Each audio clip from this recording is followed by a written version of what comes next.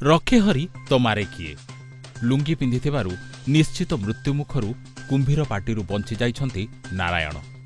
ଏଭଳି ଘଟଣା ଦେଖିବାକୁ ମିଳିଛି ଯାଜପୁର ବ୍ଲକ ସିମିଳିଆ ପଞ୍ଚାୟତ କୂଳଚିତାହାଟ ଗ୍ରାମରେ। ନାରାୟଣ ନାୟକ ଏଇ ଗୋରୁ ପେଉଥିଲି ମାଣ୍ଡିଆଟା ନେଇକି ନଈକି ଗଲି।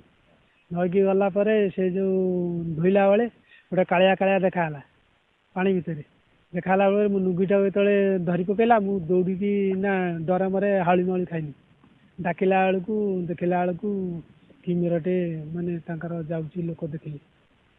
ଆଉ ଭାଗ୍ୟବଶତଃ ମୁଁ ବଞ୍ଚିଗନି। ଆଉ ଲୁଙ୍ଗିଟା ପାଇଁ ବଞ୍ଚିଗନି, ଯଦି ଅଲଗା କିଛି ପିନ୍ଧିଥାନ୍ତି କିମିର ଖାଇଦେଇଥିଲି।